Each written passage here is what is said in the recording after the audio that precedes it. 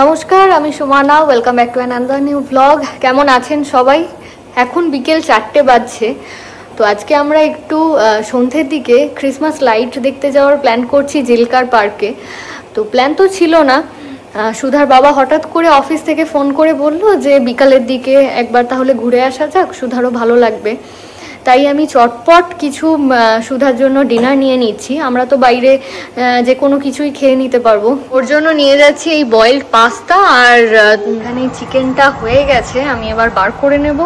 তো এই যে আসলে ও খাবে দুটো উইংস, কিন্তু দুটো তো আর এইভাবে ওভেন বেক করতে দেওয়া যায় না, তাই একবারে 6টা করেছি।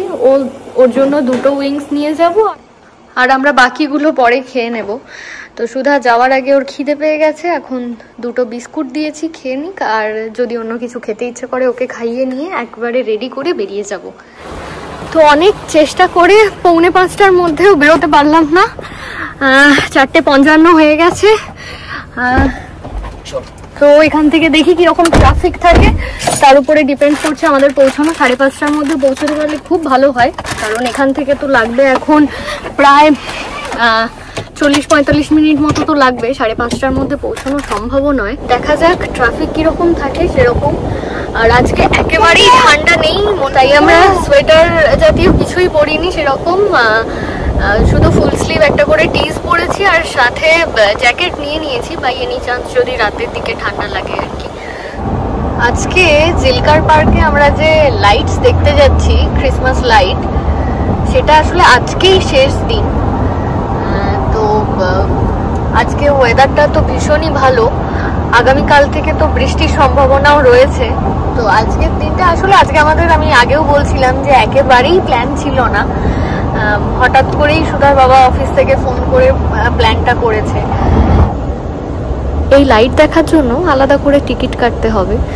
তো আমরা অনলাইনে টিকিট কেটে নিয়েছি, আর এখানে সমস্ত কিছু রোড ইনস্ট্রাকশন, কোথায় পার্কিং, সমস্ত কিছু ইনফরমেশন এখানে দেওয়া রয়েছে। সেটাই আমি এখন বলে দিচ্ছি। আমাদের গাড়ির সামনে একটা লম্বা গাড়ি ট্রেল তৈরি হয়েছে, যেটা কিনা যাচ্ছে একেবারে জিলকার পার্কে। তো আমরা এখন যাচ্ছি আপাতত পার্কিংয়ে। তো এই যে পুরো লম্বা গাড়ির ট্রেলটা সব হয়ে যাচ্ছে সেম পার্কিংয়ে। আমরা এখন পার্কিং এর সামনে এসে পৌঁছেছি, কিন্তু সামনে সেই লম্বা ট্রেলটা আসতে আমাদের পুরো 50 মিনিট লেগে গেল।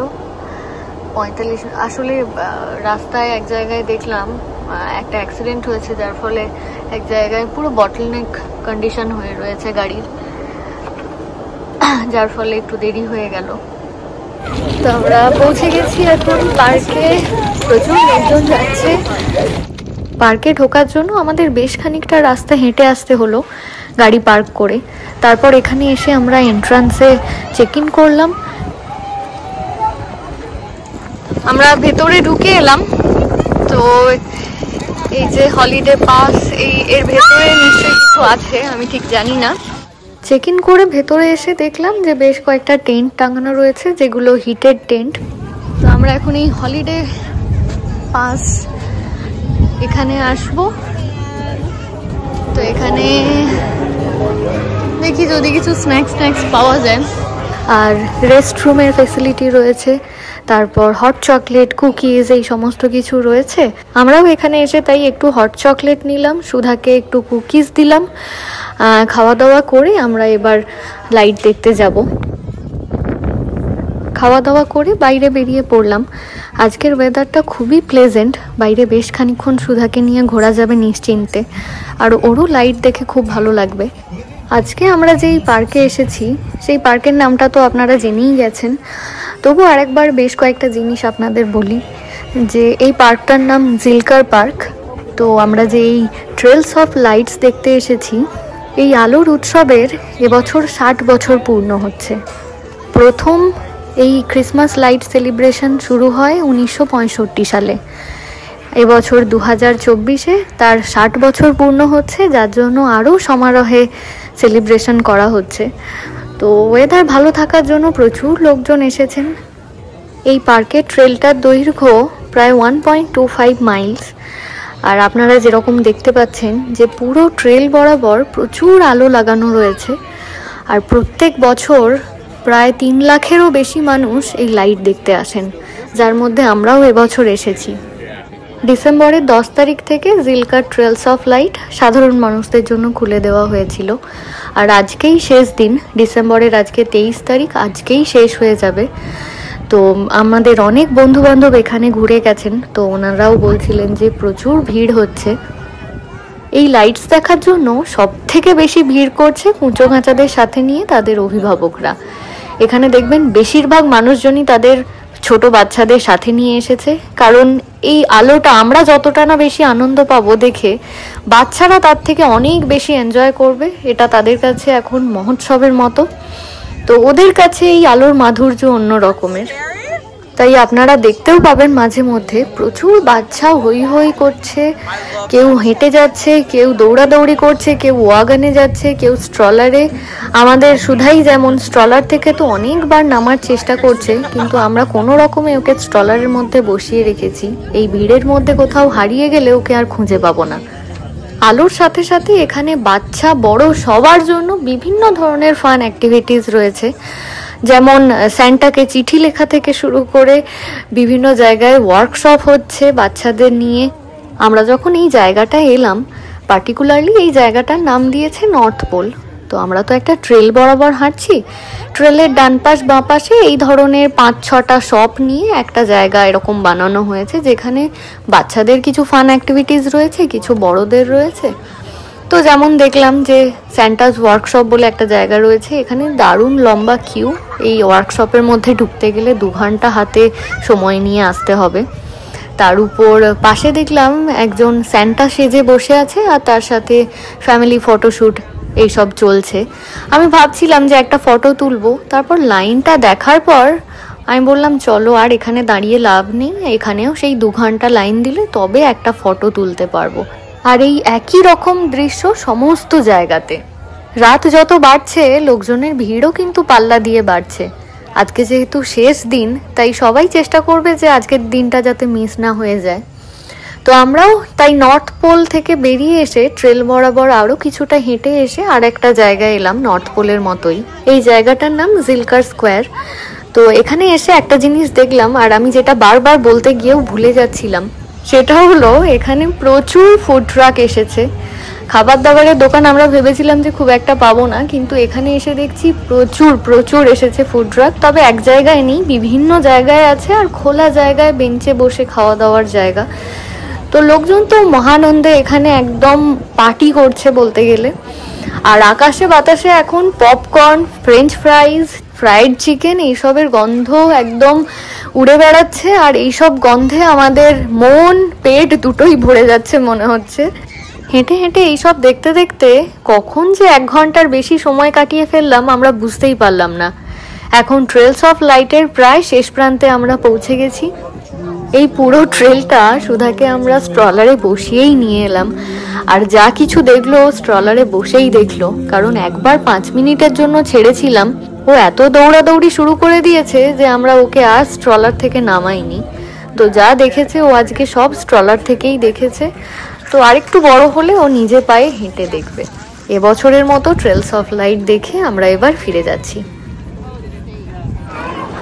আমরা এখন বাড়ি যাচ্ছি, আর এদিক থেকে একদম লোকজনের একটা স্রোত আসছে।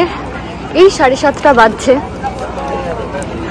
আমরা তো দেখে শেষ করে চলে এলাম, আর এখন এনারা এই মাত্র যাচ্ছেন। 1 ঘন্টা কিভাবে কাটলো বুঝতে পারলাম না। তো সুধা যথারীতি নামার জন্য তো খুব চেষ্টা করছিল, কিন্তু ওকে নামাইনি। এত বড় পার্কিং লটে আমরা এখন গাড়ি খুঁজে পাচ্ছি না। এই রোটাতে কি? না না না, এই রোটাতেও না। অনেক ঘুরে ঘুরে এই মাত্র পেলাম। বিশাল বড় পার্কিং লট। ডিনার বক্স নিয়ে বসে গেছি। 7:30টা তো বাজছে। এ নাও শুধু চিকেন, ওপেন ইওর মাউথ। চলো শুরু করো, শুরু করো। এখান থেকে খেয়ে তারপরে সুধার ডিনারটা হয়ে গেলে তারপর আমরা এখান থেকে বেরিয়ে যাব।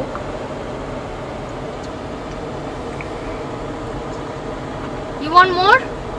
এখন 7:47 বাজছে, আমরা বেরিয়ে যাচ্ছি। 15 মিনিটের মধ্যে সুদূর ডিনারও হয়ে গেছে। তো আমরা ভাবছি যে বাইরে আজকে একটু খাওয়া দাওয়া করে ফিরবো, কারণ এখানে তো বেরোতে বেরোতেই 8টা বেজে যাচ্ছে। আর সুদূর ম্যাক্সিমাম ডিনারটাই হয়ে গেছে, প্রায় 85%। আর যদি ওর চিকেন শেষ হয়ে গেছে বলে তাই আর পাস্তা খেতে চাইলো না, তাই আমরা বাকিটাও আমাদের সাথেই কমপ্লিট করে নেবে, কারণ ওকে তো কিছু একটা দিয়ে এনগেজ করতে হবে। তো ওখানেই বাকিটা কমপ্লিট করে নেবে।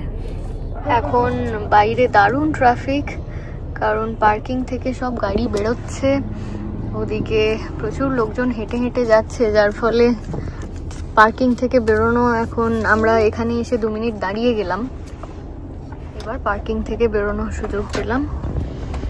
তো এখান থেকে দেখাচ্ছে বিজেস, যেখানে আমরা আজকে ডিনারে যাব। 20-25 মিনিট মতো লাগবে।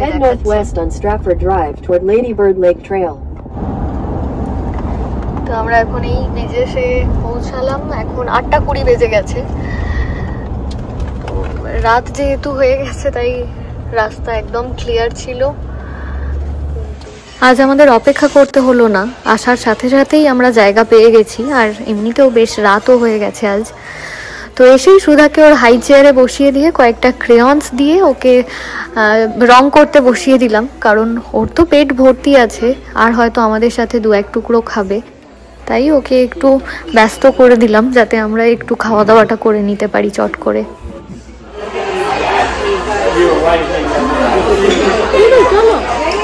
আমি তো সব এঁকে ফেললাম,